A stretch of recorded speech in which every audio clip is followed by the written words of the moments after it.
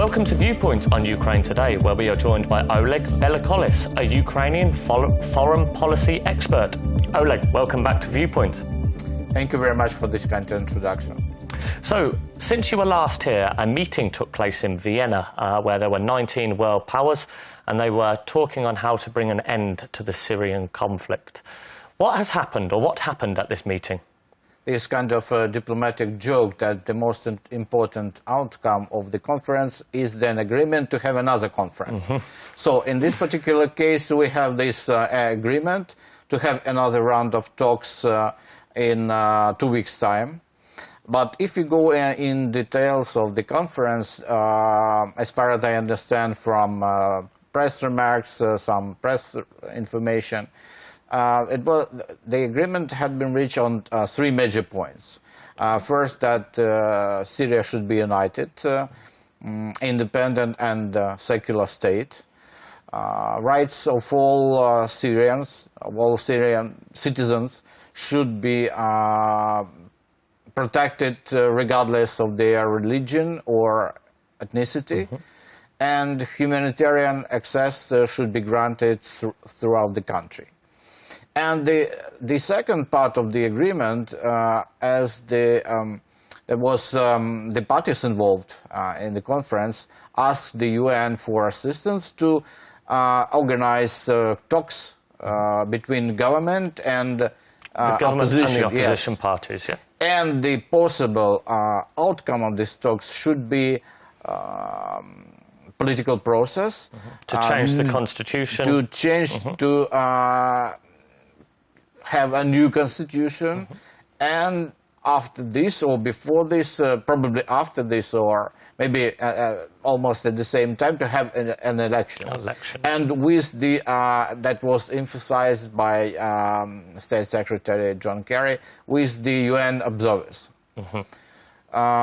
So that's the outcome of this first Vienna talks, so we will see how this process will continue. So as you said, they agreed to start the political process for an inclusive government between Syria, the Assad regime and the opposition forces, leading to an election at some point in the future. Now, the United Nations, or one of the key points was the United Nations must oversee this election, and that all Syrians outside of the country, which is now in excess of 4 million, must be able to vote. Yeah, it's a very difficult, I should say even unprecedented decision, because technically it would be very difficult to organize. But if we are talking about Syrian crisis, we usually have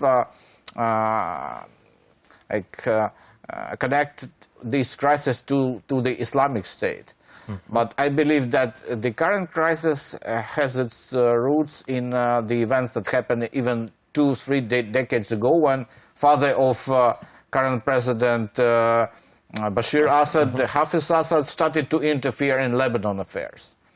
And this instability in Lebanon, so he didn't reach his goals, but this instability spread across the region. And this is a clear lesson for current politicians. If you would like to destabilize the neighboring countries, your country is not immune to the crisis itself. So even for some politicians, it should be interesting to understand. Okay, so let's think about the elections when they go ahead in Syria. I think many would assume that Assad would not be re-elected in fair and free elections.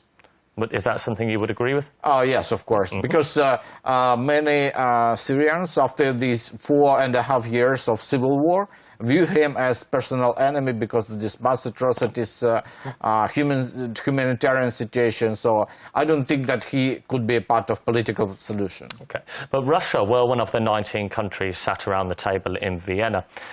When you were on Viewpoints last month, you said that one of the reasons Russia went to Syria was to keep Assad's regime in power.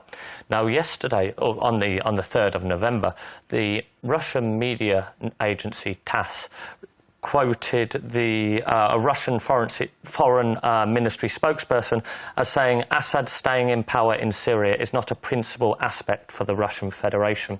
So what do you think has changed in the mind of the guys in Moscow? logic of the events probably bring Moscow to the decision that Assad, regardless his pro-Russian, strong pro-Russian sentiments, could not be a part of stable political process, because the US is against Assad, France is against Assad, and as I mentioned, many Syrians, the majority of Syrians are against Assad, and in a sense of his image and respect among in the Middle East region,